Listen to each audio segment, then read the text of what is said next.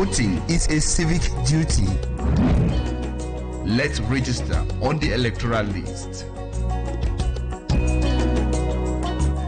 This is a message from Equinoxe Television.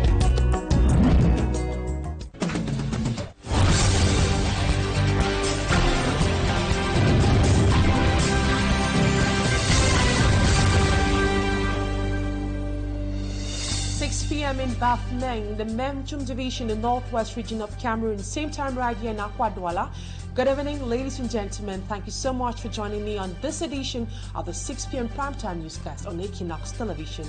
Our major story tonight: fear, tension, and uncertainty reigns in Bisoro Balue village in the Dian Division, southwest region of Cameroon. At least 2 persons were gunned down by alert separatist fighters, with more than 15 houses burned to ashes in the course of an attack orchestrated by suspected separatist fighters. And in Bamenda, which is the chief town of the northwest region, alert separatist fighters are reported to have kidnapped 4 students. That is our major story tonight. Stay with us for greater details.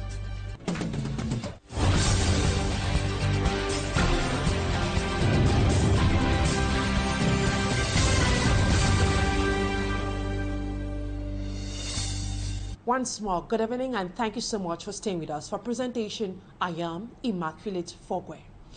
More than 15 houses have been set ablaze and 2 persons have died in Bisoro Balue village in the Dian Division of the southwest region of Cameroon. This was as a result of an alleged attack orchestrated by suspected separatist fighters who came to avenge the death of one of them, suspected to have been killed by inhabitants of Bisoro Balue village. Details of the story and more happenings in the southwest and northwest regions in this report compiled by Smart Chikan Gabriel. A sad day for the inhabitants of Bisoro Balwe in Nekondo Titi, Ndian division of the southwest region, as 15 houses were set ablaze by suspected separatist fighters. According to information gathered, the action came as a revenge from the alleged separatist fighters after one of them was killed by natives of Bisoro Balwe recently. Apart from the houses that were burned down, 2 natives of Bisoro Balwe also lost their lives. For now, majority of the inhabitants are in the bush for safety.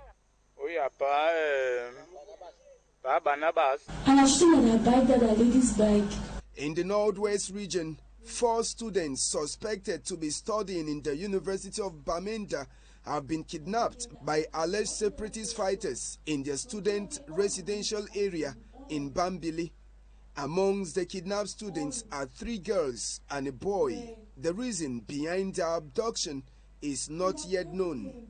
This incident comes several hours after studies were disrupted at the Government Technical High School Canada in Bamenda.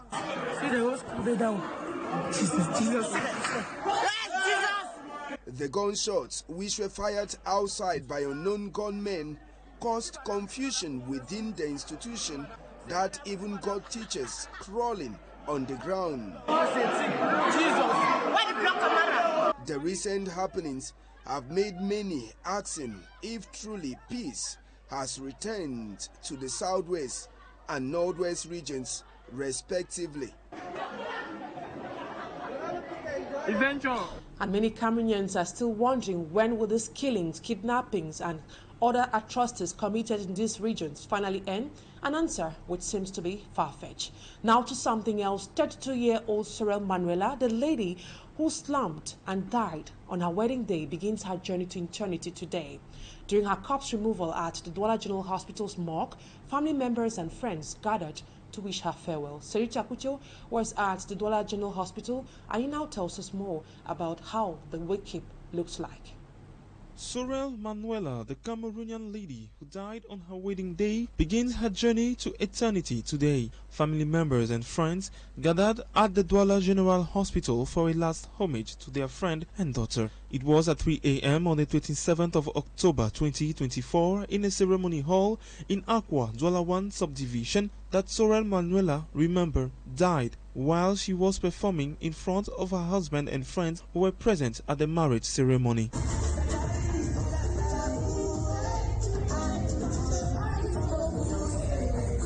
During her performance, Manuela would suddenly collapse, leaving the guests in shock and consternation.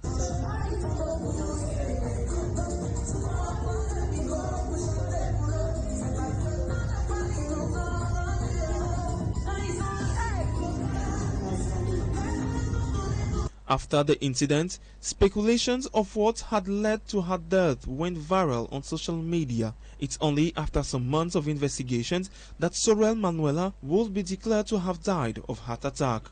Aged 32, Sorel Manuela thus abandoned a husband and 3 children, the youngest of whom is less than a year old. May her soul rest in peace.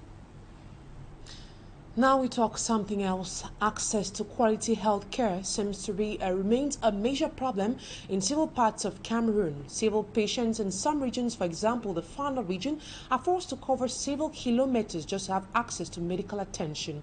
Some patients, while on their way to these hospitals, give up the ghost. Aware of all these challenges, 4 integrated health centers were recently inaugurated by the Senior Divisional Officer for the Mayo-Tanaga. Greater details with Malaglory. The growing population of Mokolo in the Mayo-Tanaga Division Far North region has come to add to the many challenges faced by locals. A population of about 2,000 people, she says, that is 2 camps of refugees, Zalmavan and Sirak Al-Goraik. The situation creates additional pressure on health services, which are already insufficient in the region. Patients from remote localities have to cover long distances to the Mokolo hospital to get medical treatment. The traditional ruler of Sirak says they often cover at least 10 kilometers. Some pregnant women deliver on their way, while some patients die before they reach the hospital. He adds that the routes are inaccessible. In response to this health crisis, 4 integrated health centers were recently inaugurated in the localities of Gudo Chubok, Gadala and Sirak by the Senior Divisional Officer Avundang Jean Bosco to relieve the people of their sufferings. However, despite this progress, the lack of qualified personnel and adequate equipment persists. They say they will need more specialized health workers and more equipment such as well-furnished laboratory so that patients will not travel from the villages to the town of Mokolo. This situation compromises the effectiveness of new centers and prevents optimal health care, particularly for serious and complex illnesses. Local health officials thus express strong grievances towards the government, emphasizing the urgency of strengthening health infrastructure and allocating sufficient human and material resources to save lives. Malaglory reporting there. Lack of adequate equipment in most registration centers in the Mungo Division, Lithra region of Cameroon, has been raised as a challenge faced by voter registration agents. As a result, this has led to a decrease in the number of registered voters. This concern, among others, were raised during the visit of Professor Dorothy Juma, who is a member of the Electoral Board, that was during her visit to various centers in the Mungo Division, Lithra region of Cameroon. Ase Lucilengu reports. The difficulties hindering the smooth registration process on the electoral list have become increasingly evident in most parts of the Republic of Cameroon, even as days narrow to the 2025 presidential election. In an effort to evaluate and supervise the annual revision operations of the electoral list, the Elecam Commission recently conducted a field trip to the Elecam antennas in the Mongo Division, led by former Minister and Electoral Council member Dorothy Juma. Their visit to Bonaleya, Banga, Loom and Kongsamba revealed the alarming discrepancies in registration figures as noted by certain political party members in the region. Les chiffres présentés par les Camerounais ne nous arrangent pas parce que nous sommes conscients du travail que nous devons faire sur le terrain.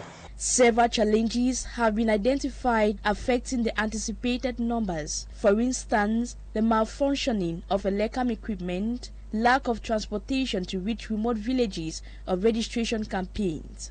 Nous souhaitons que l'État fasse des revendications pour que le gouvernement leur donne de l'argent pour qu'ils puissent payer les kits neufs. These issues were presented to the Electoral Council members who acknowledged the concerns and promised that measures will be taken in the coming days. Information has been given to the various stakeholders of voters register of 2024.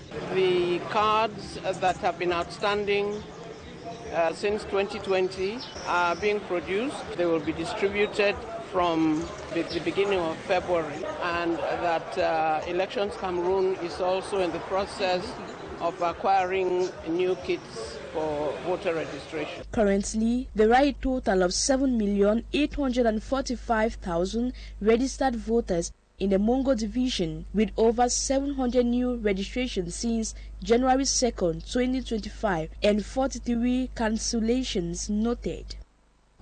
Now we take you to the Nous division, precisely at the Kaba military airport in the West region, which has been abandoned. It's now covered by wild vegetation and the runway now used by the population to dry cassava, maize and clothes. The population expressed disappointment as they were expecting to see a busy commercial airport registering daily flights. According to locals, the abandoned airport has now become a hideout for hoodlums. Innocent Azar takes us to the Kaba military airport. It is on this runway of the Kaba military airport in the Nous division of the West region that this cassava is dried in the sun. An image that explains everything about the airport abandonment, which shocks everyone. When the airport was being rehabilitated, we thought it was going to make it functional and busy. Unfortunately, it was not for commercial flights as we expected, rather military aircrafts landing and taking off. En dehors de cela, nous volons des avions commerciaux. On the part of the population, the airport was wasting, thus needs to make use of the abandoned space. People deemed it necessary to exploit the space by drying their cassava, maize and even cloths on the runway not in use. When it is not frequented, insecurity in and around the airport becomes alarming. Despite the presence of the airport, the population are subjected to cover kilometers on foot or use other transport means to get to other localities in Kaba. I don't understand or see the importance of this airport. Rather, people are forced to go round the long runway of about 4 kilometers before getting to the localities opposite.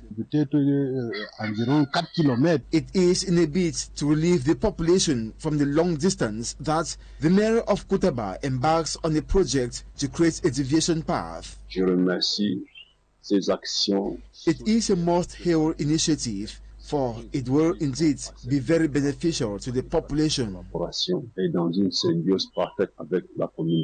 If there existed commercial flights, given that Kaba and the entire Nous division is endowed with natural resources, Cameroon would have been generating immense revenue from neighboring countries supplied the resources. An unfortunate incident happening over there in Kaba. And now to something else. Cameroonians who have opted to purchase low-cost rice being auctioned by the government are obliged to register with their identity cards before being sold a bag for the cost of 15,000 francs. Civil society actors expressed concerns on why they need to register with an ID card before being given a bag of rice. They are equally questioning why the rice is rather being sold by the Ministry of Commerce instead of MINRAP, which for years now has been handling the promotional sales of food items in Cameroon. And Nabila was in Bonaberi where the sales are ongoing, and she equally spoke with the civil society actor. Her report. Mad rush for rice sold on promotion in major cities of Cameroon by the Ministry of Commerce continue across the national territory. In Bonaberi, even nursing mothers could be seen with their babies waiting on long queues for their turn to be served.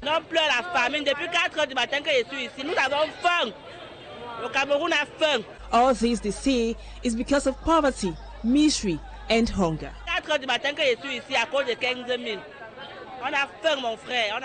Some of them, including the elderly in Bonaberi, which is mostly inhabited by internally displaced persons from the northwest and southwest regions, have been waiting from the wee hours of the morning. Je suis là avant à 5h30 jusqu'à là. Je suis encore sur place, une vieille maman comme moi. One of the curiosities of these sales is the identification of buyers. You must come along with your ID card. Nji Lucas is a civil society actor. He questions why. It is not a national activity. I want to take it from this point because we have not had such promotional sales in Furawa. We have not had such in Bangem. We have not had such in Menji. We have not had such in other parts of the Republic of the country. So Cameroonians are asking questions as to what is the essence of these promotional sales that they are asking people for their bio data.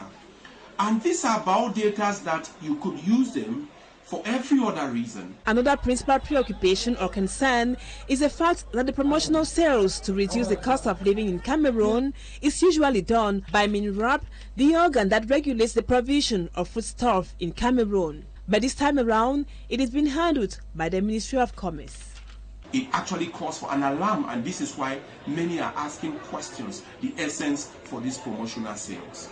Civil society actors continue to wonder and worry if the identification of Cameroonians who out of hunger have come out to buy rice to eat might not be used later for other reasons. And Abila, ending this edition or this first part of the news, Talking Point is up next.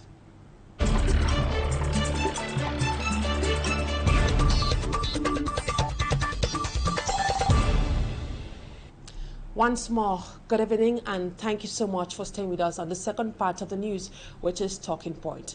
It's been over 2 years today that Martinez Zogo was murdered. The journalist of Amplitude FM was murdered and his corpse was dumped at a locality which is called Ebogo, 15 kilometers away from Yaoundé.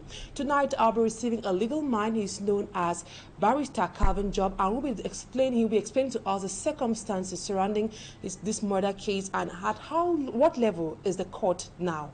Good evening, Barrister. It's a pleasure to have you on Talking Point tonight. Good evening. It's a pleasure for me to be with you tonight and today, and many thanks for your viewers. Barrister, it's been 2 years since Martinez Zogo, journalist at Amplitude FM, was tortured and later killed, and his corpse dumped in Ebogo, a neighborhood 15 kilometers from Yaoundé. As one of the lawyers handling the case, are there any latest developments? At this day, we have the suspect lawyer who filed an exception, and the court issued it with intermediary judgment of dismissal. So we have to go to the Court of Appeal, and that's why today the case is still on. It's not going faster and further as we expected. Barrister, in simplest terms, what are the judges saying? Yeah, they are trying to say that the way the police officer treats the file is not the right way. They are trying to tell that they cannot be in the prison nowadays. They are also trying to tell that all the things, all the way they go through during this process is not in the legal way. That's what they have to be out to the prison. This is what they want today. Now, those who are being accused of having a hand in the death of journalist Martinez Zogo, have they pleaded guilty? No one pleaded guilty. No one. And at this point, we even not start the real debate. So that's why the thing is going not fast. They are longer and longer. But nowadays, they are not. No one has pleaded guilty. Is there a cause for alarm or any breach of law regarding the numerous adjournments witnessed in the hearing so far? The thing is, the main problem is that the court, at the beginning, the court refused to give us the file. That's why the party, all the party, us and the suspect, or the lawyer of the suspect, we go to the court of appeal for that refusal. And after, you have that second refusal concerning the exception. All that thing makes that the case is not moving. There is nothing. We are still at the same stage in the beginning on March 2024.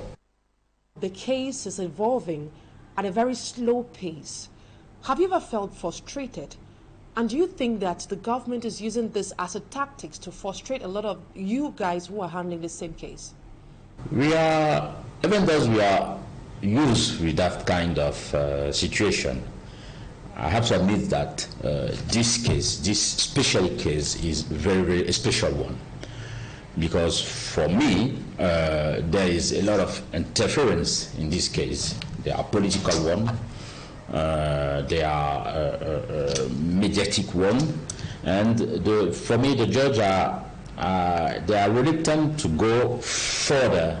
They are reluctant to move forward to this case, and I have to admit that is very some kind, as you said, frustrating. Now, the case of Martinez Zogo is very peculiar because of the personalities involved. Seeing the way the case is being handled, are you assured that Martinez Zogo will be granted justice? I have to admit that no one can assure you that to this day that justice will be served to Martinez Zogo. But as a lawyer, we are working on that way, and we hope that the thing will go in the way that Martinez justice will be served for him. Family members of Martinez Zogo at the moment, and how are they coping, especially now that the court case is taking longer than expected? They relied on justice system because they know that there is no way else. They have to trust to the justice system, and they also hope that the military court will be soon give his verdict for his final verdict. That is the state of mind. And I have to also add that they are a little bit frustrated by how the thing is going on, and due to the fact that for them, if they want to make a funeral, the trial has to go further before they make a funeral, and they are also waiting that the trial move on. And that situation, and the way that the trial is taking longer is more than frustrating for them. Many have been wondering if the corpse of Martinez Zogo has been buried.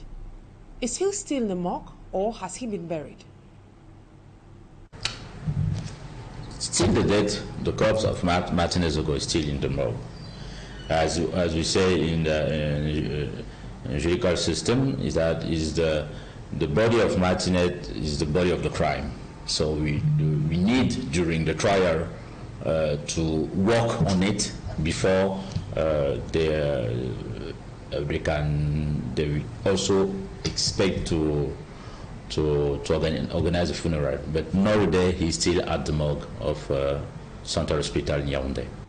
As far as this case is concerned, what are your expectations? What needs to be done in order for justice to be served? What needs to be done is stop political interference in this case.